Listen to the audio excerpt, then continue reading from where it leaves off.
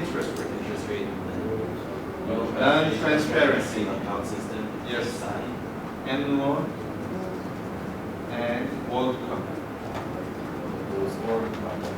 It's a telecommunication company. Used to be the affiliate of Sprint, US Sprint. WorldCom. There's no good chance. Okay, you asked me what is the bubble? Real estate bubble. So, if we have very low interest rate, okay, suppose the interest rate is very low, okay. If this is low, if we have income, money,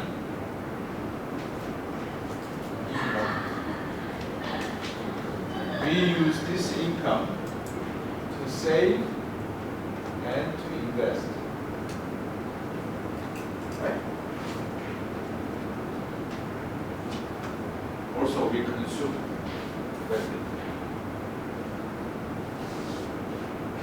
Consumption.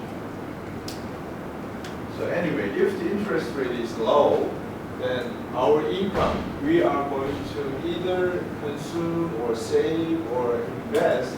We have to decide. And as a rational customer or investor, when the interest rate is low, then we're going to decide which one would be our best interest. Right? If the interest rate is low, what you going to do? Save? Are you going to save? No. Are you going to consume more? Yeah, why not? How about investment? Sure. Low cost, right? And if we invest, then we have to think about which way we're going to invest. Facility, more machinery. This one is factory, okay? Land. Factory land, machinery, education. And there are so many different types of investments you can make as a company or as an individual. So investment way, we have to think about the way we're going to invest. And which one, what makes you decide to invest or not invest? Decision element. To invest or not invest. Which factor make you decide, determine these decisions? Profit, right? Profit.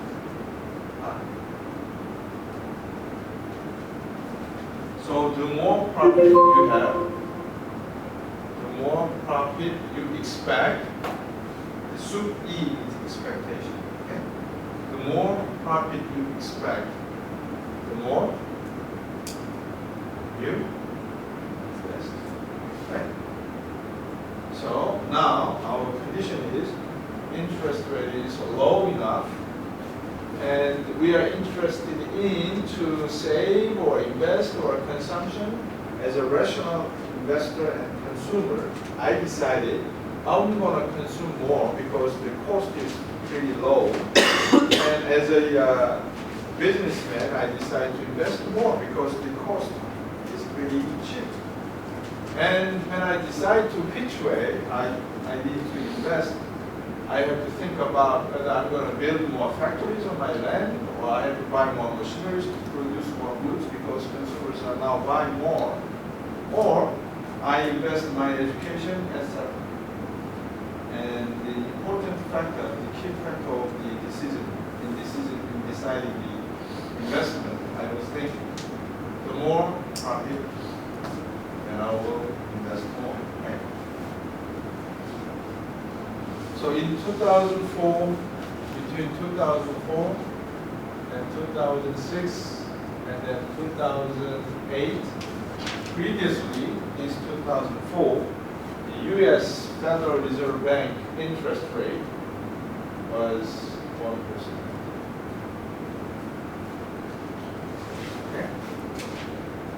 Why 1%?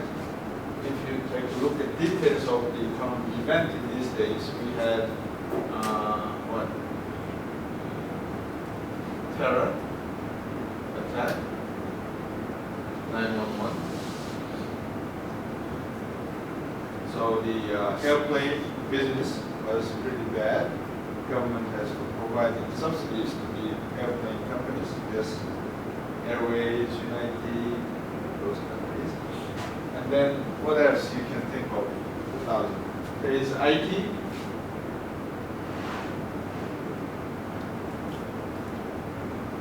Trouble, right? People used to say, if we move to new century, from 20th century to 21st century, the hourly digital signal goes 1, 0, 1, 0, 1, 1, 1, 1 this way. And if we have 2000 here, then computers start to confuse itself, not understanding the meaning of 2. This is technical. So anyway, there was the IT kind of bubble in this year 2000. And then our worry about this kind of messy computer missignal actually turned out to be a wrong worry.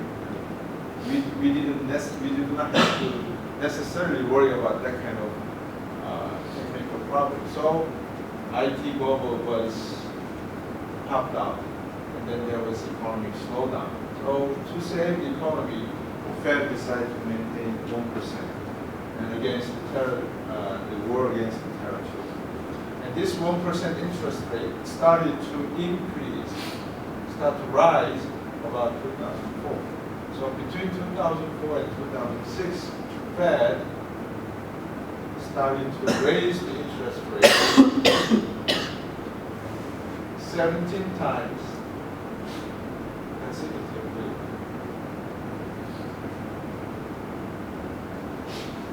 At the meeting of Federal Open Market Committee, FOMC we say, Federal Reserve Open Market Committee.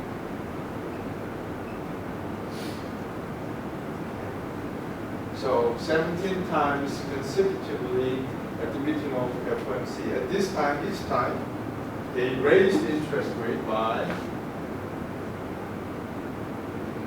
0.25%.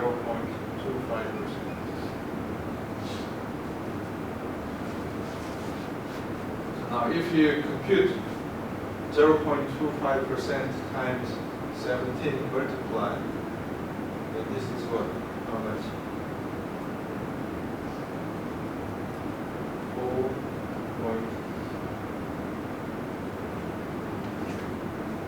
4.25, right? 4.25%.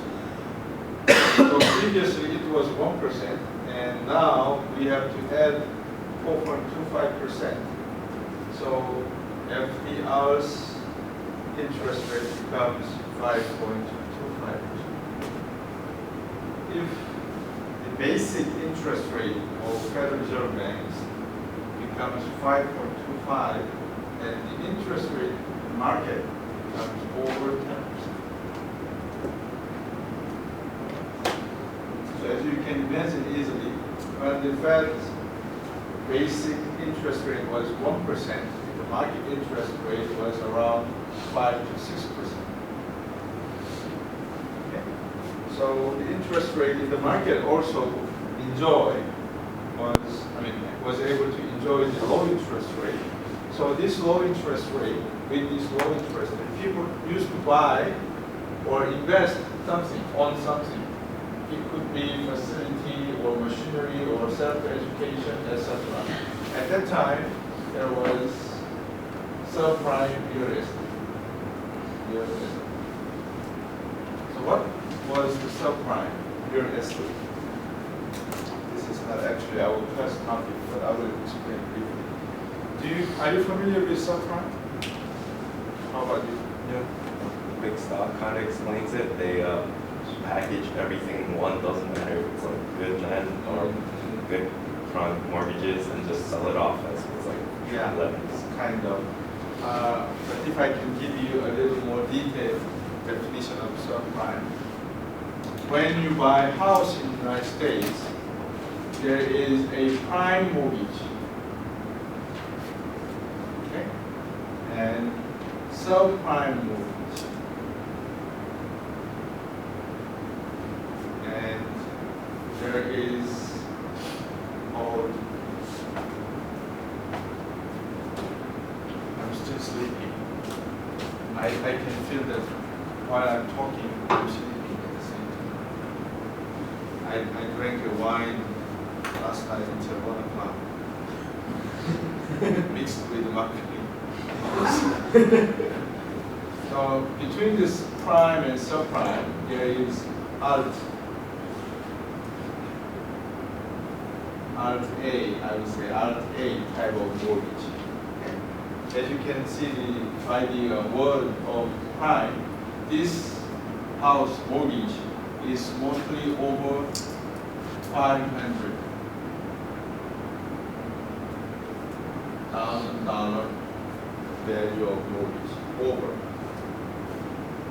Alt A mortgage is between 200,000 to 500,000,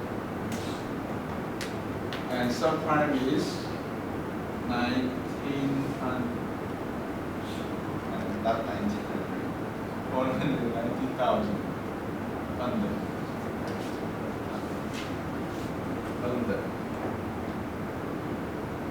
Okay. So as you can see, this is not the prime.